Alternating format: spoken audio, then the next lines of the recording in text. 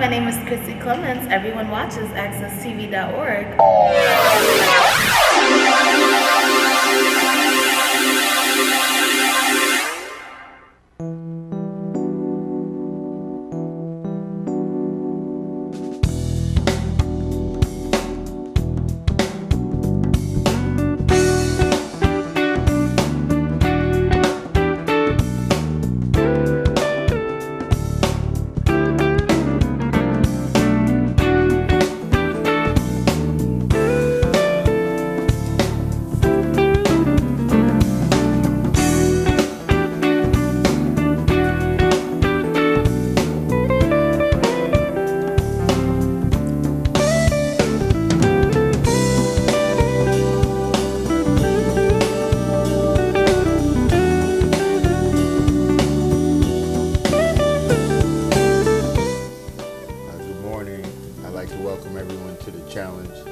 Today, as usual, we got a very special guest.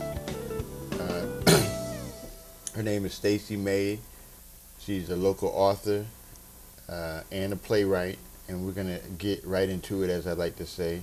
Good morning, Stacey. How are you doing? Good morning. How are you? Great. I'm doing great. And as I mentioned, you're a local author. Written a couple of books, and we're gonna talk about the books that you wrote and in that process.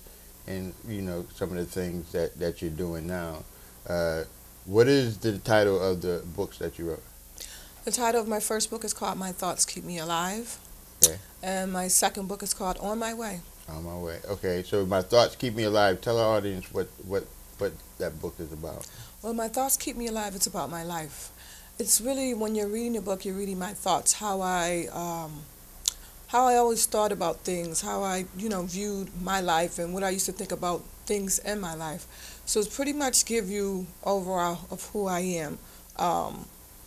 So the book's in my book I tell you about my life, how I grew up, things that happened in my life, got into a little trouble and just so on and so on. I talk about my dreams, things that I want, my goals. I talk about my children.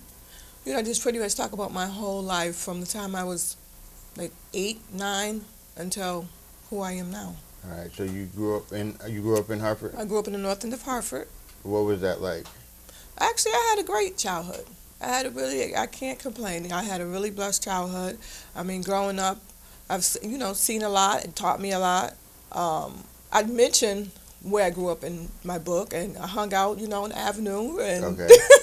as a teenage kid, I talk about a few of my good friends I mentioned in my book, and I basically just give the rundown of who I am, and I also, because sometimes people think in life when you fall off the track a little bit, you can't get back up. Right. So my book is pretty much to let everybody know when you get in trouble in your past, you can still move forward and become whoever it is that you want to be. Right. And you said fall off the track. Can you elaborate on that? What do you mean? Well, when I was about my early 20s, I got into a little trouble. Uh-huh. And it led me to do some time. Okay. And after that, it was like a rude awakening. Sometimes when you're going to move too fast and you don't really know any better, right. You can wind up in a lot of trouble. So that was an experience for me. It taught me a lot because you got to kind of just wait your turn and just, go in slow motion.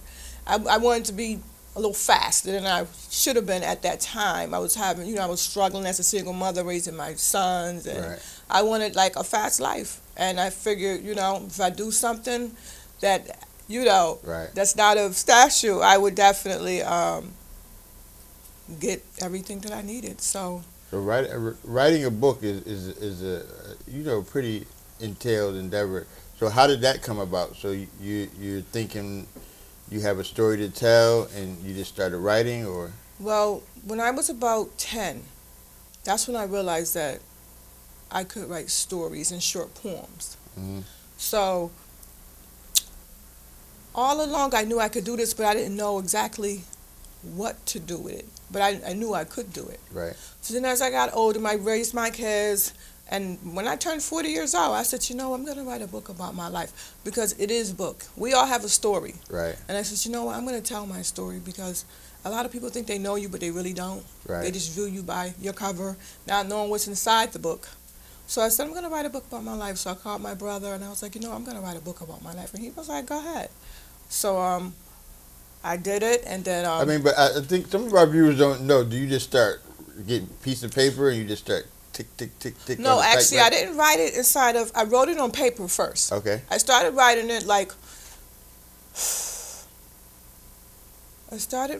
on little pieces of paper. Every time I got a chance to think of things that I wanted to put in my book, I would just jot it down. Just jot it down. And then I got me a little tablet, and I started just transforming what I wrote into my tablet. Okay. And every day I would just commit myself and say, okay, if I'm going to do this, I got to just do it. Sometimes you say I'm going to do something, then you never do it, or you start it and you put it down. So I always tell people, if you're going to write a book, just keep going, just keep going. So every day I would go into my laptop and just write. I mean, I had a long list of things I just put the things that were most important to me, things that shaped who I am. I didn't put my whole life in there, but I put majority of it in there. Right. So I put things in there that made me who I am today, things that really changed my way of thinking, and things that taught me a lesson in life. Right. I put those kind of things, there's some relationships. I talk, like I said, about my kids. I didn't finish high school. I talk about that. I talk about, how I hung out, how I got in trouble, how I felt about my father, growing up, and my mom. So it's a pretty good book.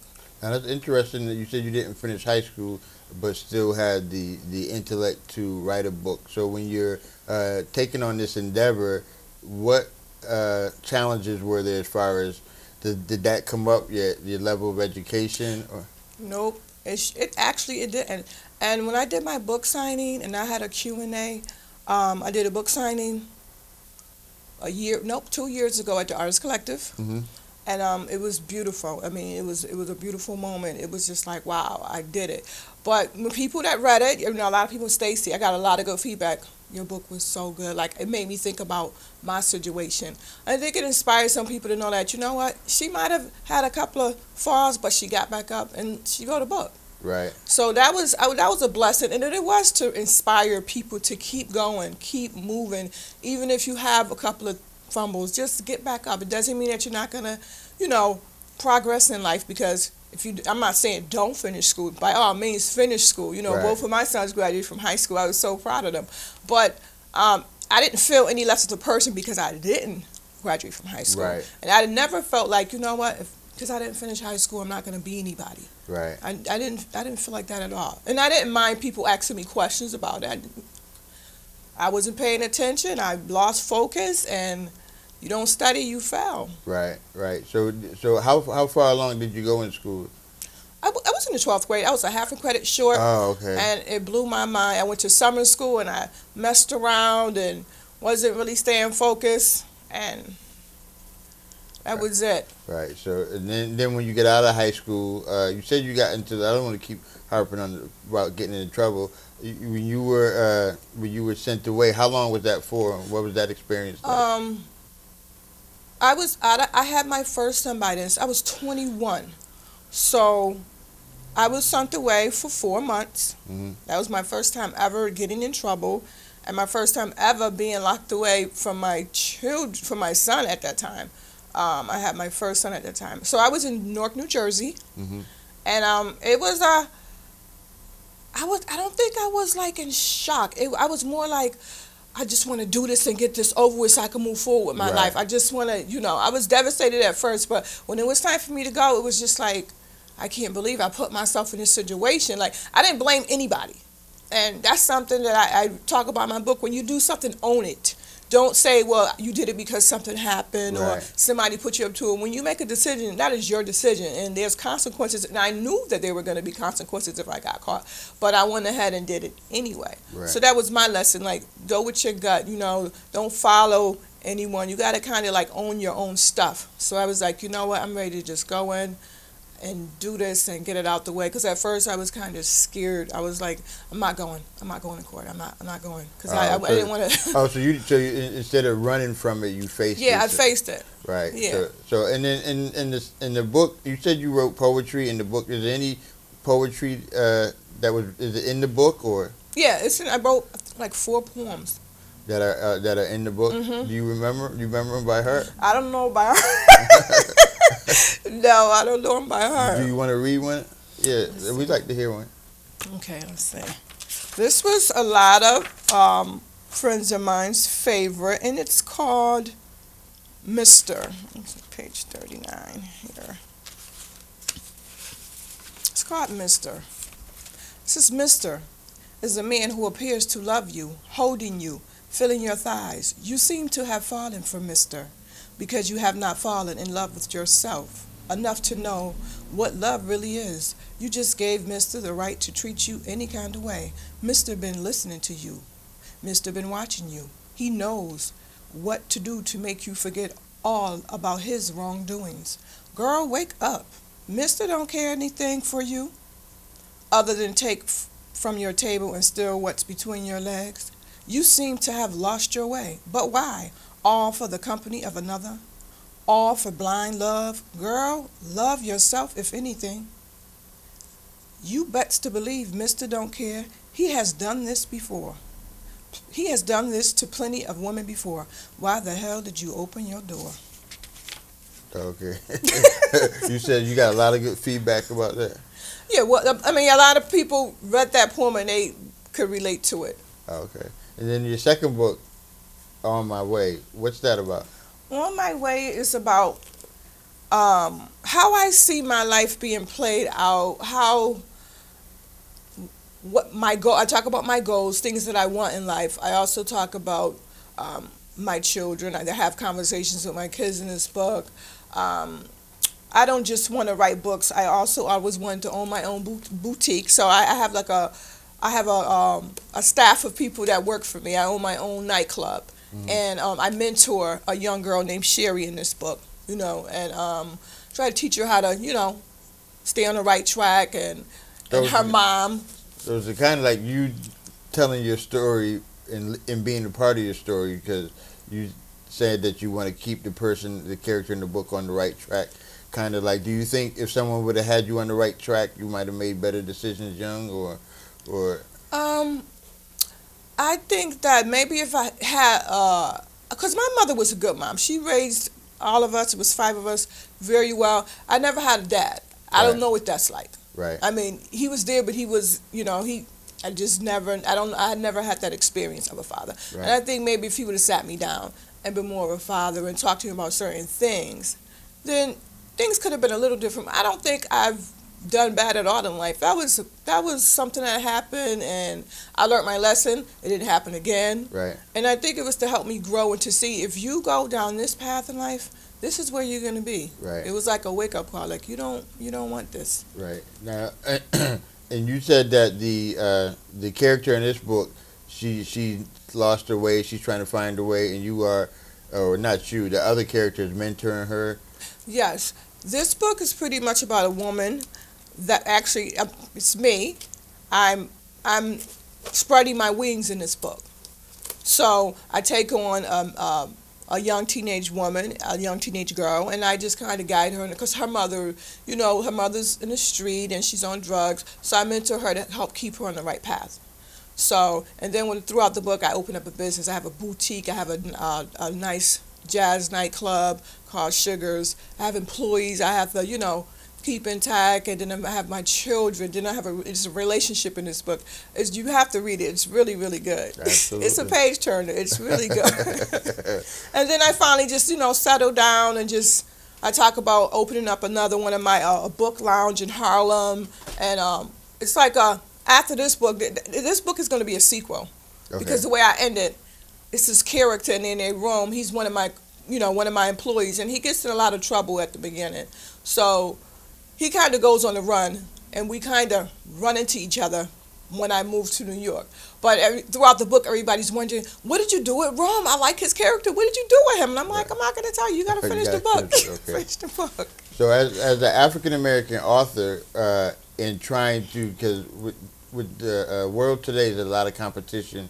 So how do you get people to know your book? Is it just something that you find people in the general Hartford area, or all over? Well, my book is posted on Amazon.com. It's also on BarnesandNobles.com, and the people that publish my books, they're called Exhibers, and I have a website on their book. I have a website on their book. I mean, a website. I have, Your book on their website. yeah, but Okay. I have my own webpage on their website. Okay. So those are the people that publish my book for me. So my book is not available in stores yet. It's just available on Amazon.com and BarnesandNobles.com. I'm going to have a book signing next year for this second book on my way. Okay. And I mean, you can order it from all over the world on the on the web. What's the do you get feedback if somebody orders the book? Yeah, people leave comments, because when you go to look at your all your information, you'll see that somebody left a comment saying good read. Keep going. A lot of people that have read it are from Hartford. Okay. One woman brought it from Arizona, and she was like, "I love your story. You know." Okay. That's She said cool. it's very it's not really that common that you touched on stuff that people don't like to talk about, and I thought that was pretty cool. So she was like, God bless you, and just keep going. Oh, okay. So do you think like going to book fairs, or as an artist, as an author, do you envision yourself being like everywhere you go, or are you doing it just for the love of telling the story? No, hopefully, my books, people will start to buy them. I want to move around. I don't want to just stay in one area. I start at home first, because I always said if I ever become, really big, I want to do everything here first. Right. Because this is where I got all of my grounded and roots are right here in Hartford, Connecticut. So I always want to give people here the love first, and then branch out and go outside of Connecticut, but I'll always come back to home. Okay. Now, I've been to like the Harlem Book Fair and all that, and African American artists in this country, what do you think their role is? Do you think that they should be out there or organized a little bit better? Or because other than like black book fairs, you don't really see the artists out there, African American artists. Well, me personally, I prefer to, if I'm going to do a Harlem Book Fair, I want to be there. Right. I want to be there because I'm on my journey, I want people to be able to talk to me. Not like, I'm not going to, hide myself or be invisible and just have my book out in the market and people don't get to see me or ask me questions. Because if people get your book, they're supporting you, then you should be there to like thank them or ask questions. They might want to ask you stuff about your story or how did you get started. Like, I think, African Americans definitely, if you're going to put your book out there to sell, you should be there. Right. You should show up. I mean, in the flesh. I mean, it's important to me when you become famous to, respect your fans, respect the people that actually bring you, the success that you have, because that's where you get your success from, people that support you. Sure. So I think we need to do more as far as showing up at the books fair and doing, signing, autographing, and kind of communicating with the public a little more. So it is important that people that read the book, they do actually want to, because you see the pictures on the page, and then so they want to actually meet the person that told the story. Yeah. And then let me ask you, because you did say that you did a play, and you kind of are branching off into other forms of entertainment. What is that process like? What's the play like? And what's the name of the play? My first play was called The Cover, and that was done April 7th of this year at the Artists Collective. And it was my first play ever. I enjoyed doing it. It was a good experience for me. It was just, to create a character and then see it come to life, something that you actually wrote, that's big. Right, it is. That's big. And to see people excited about doing it was big. It was a really big night for me. I'll never forget that. But how does that happen? Because I don't think people understand to the depth of how amazing some of the stuff that you're doing is. Because when you have a thought, but then actually bring it to fruition, that's a great feat. So were there any challenges along the way from the time you said, I'm going to write this play until... Actually, no. I just sat down and I wrote it. And I write stuff based on life experience, not just with me, with other people. I'm a good listener. So I listen and I sit back and I'm, even television, even watching things on a big screen and then just like live people around here and going places. And, you constantly hear about certain topics. So I was like, I'm going to do a play about, the cover is basically about people living double lives, pretty much. Like, you can, I mean, like, I'm an author. I could be doing something else. You would never know unless, it came out to be. But it's just that people really don't know who people are. Right. I mean, you're you. I mean, you could be, be living a double life. So that's what that was pretty much about. So that was my concept to write about it. And Sean Walker had videotaped. He interviewed some people that I didn't even know he did that. And everybody he interviewed was no one I knew, and the feedback was really good. I was like, wow. Like, a lot of people, they loved it. It was exciting. Even some kids were there. They commented on it. And I was very pleased to hear that, people enjoyed my work. There's going to be some people that's not going to enjoy my work. But that's not going to keep me from moving forward. And that's okay. Right. Because I like criticism. Criticism helped me grow. It helps me grow. Right. Really pay attention to, because you want to please everybody, but everybody's not going to, go with the flow. Right. But that's okay. Right. And then you're working on some other stuff, right? You have anything that's coming up, or? I have an event coming up December 22nd at the Mixed Lounge. It is a skit. What I'm trying to do is bring something different to, entertainment. It's smaller, intimate skits about life, experiences and topics, stuff that people can relate to. This one is called Love Doesn't Live Here Anymore. It's about a marriage, a married couple that's been married for 3 years, and for the past 6 months they have not communicated nothing. It's just, the marriage is just pretty much going down the drain. And, they're living really good, bills are paid, but that's not what marriage is all about. Some people just think that, you get married and the honeymoon is over. After you say I do, it's like people stop communicating. Everything stops. Right. So it's just to really show people that even if you're not married, you're in a relationship, it's more than, it's not just about material things and looking good. It's about you and that person. A lot of people don't communicate no more. Right. And when you don't have communication, you don't have nothing. Right. So now, when I'm listening to, like, some of the things you're doing, and there's a person out there that probably everybody knows, like a Tyler Perry.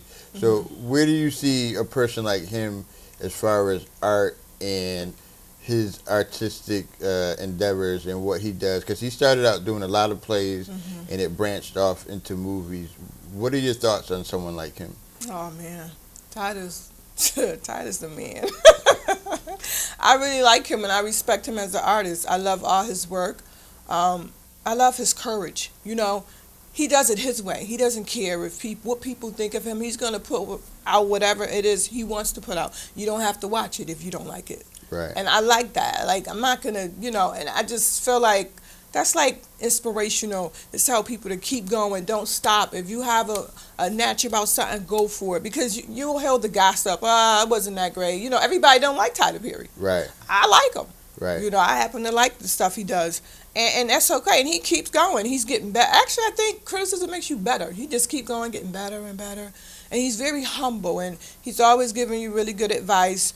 Always read his quotes. And, after his movies or before, they always, let him talk. And he stays stuff after his plays. And it's just very inspiring. Someone like him. Have you met him? Never met him. Oh, okay. One day. Oh, we gonna meet. So after you do like the Mixed Lounge and you doing your book, do you have any other projects that? Yes, Brian. My little tablet. I have work that I've already written that I haven't even gotten to yet.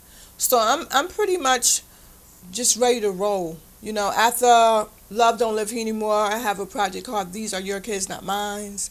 I have a project that's coming up called Checked Out.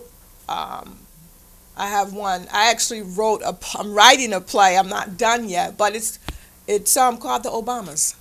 So that sounds interesting. It's going to be a political type of thing, but I thought you know what, he probably would be very, very, very, very impressed with someone writing a play about Absolutely. the president of the United States. Now, let me ask you this: when you do the people that are in the event coming up, on the 22nd. Are those local people from? Yeah, they're local people from Hartford.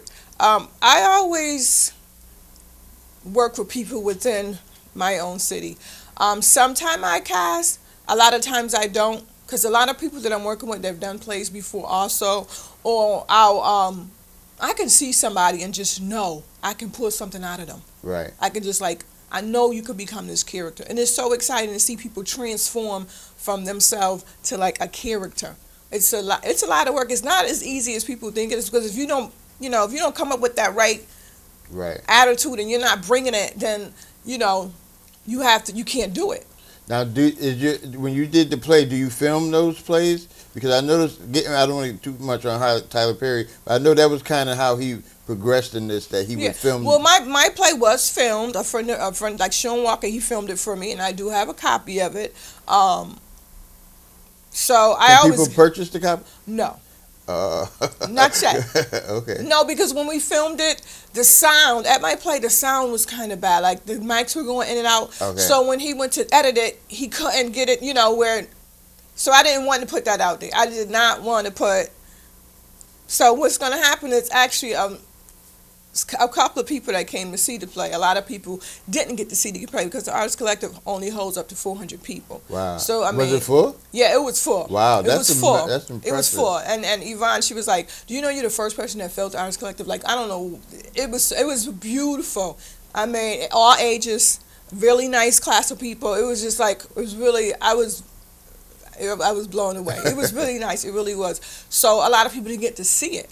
So a few people inboxed me on Facebook and was like, "Could you do an encore version? Could you just do it again?" Because people really enjoyed it. Even people that saw, I want to see it again. So I will do the cover again. It'll be next year sometime. Okay. And plus it'll give me a time to tweak it and make it better. Right. Now, are you in the?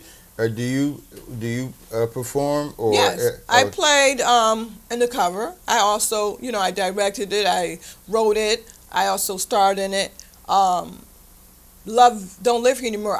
That'll be me. I'll be the wife. Okay. I'm sick of my husband. I'm so sick of him. That's part of it. Oh, okay. You know what's interesting, because when you not here, but like when you have discussions with people, I find it very inspiring that you have the drive within you to, and people got to understand, to come up with the idea, but also nurture it and get it through to the end. I don't think that people understand how difficult and how amazing that is. Oftentimes in our community, we look at what we're not doing. I think it's very fascinating that you have the courage. So for young females out there watching, what would you kind of get them to, stay inspired? I would say to them, find your blessing, because I believe we all have one. If it's something that you love to do, whether it's writing, dancing, singing, just go for it. Do it. Stay focused. Stay focused on what your goal is. Write down things that you want to accomplish. Write down. Give yourself a time frame. And that's what I do. I said, okay, I'm going to finish my third book April of next year. That's my time frame for me. In between that, doing my small skits. Writing is my passion. I love it. It doesn't take me no time to come up with something to write about. I wrote my first play in one day. I did not take 4 months, 2 months, because it just comes natural to me. Right. So when something comes natural to you, it's a blessing. So when I'm writing, I'm cracking up because I'm reading this and it's funny, and then I'm like imagining the whole thing just in front of me, the characters, who I'm going to pick. I already know, I know who can do this role, who can pull out that role. So if you have something you can do, do it. I mean, really do it. Don't let people discourage you. Just really do it and stay focused. Stay focused. So that's my advice, is just to stay focused, pursue it, and give it your best shot. If you don't try it, you won't know. Right. So just let everybody know. So next Saturday. Next Saturday. No, it's not next Saturday. Okay. It's 2 weeks from now. The 22nd of December at the Mix Lounge in East Windsor. The show is at 7 p.m. sharp. Don't be late. I start on time, people. I'm an on-time kind of girl. Well, you know you can't start till like 7:15. No, I ain't am starting. Going to get there a little late. Well, y'all going to miss it. I'm trying to get people out on time. 7 p.m. sharp. The admission is $10. Come out, enjoy yourself. Will you it's have going to be copies a of the book blast. there? Were you going to have No, I'm not going to have a copy of the book. Oh, okay. They already paying $10 to get it. I don't want to smash nobody too hard. Yeah. All right. But I mean, I really had a great time today. Very inspirational story, Stacey. It really is. And I encourage people to get a copy of the book. We have to support what we're doing out here, because if we don't, then we're not able to continue. So thank you. Thanks for having me.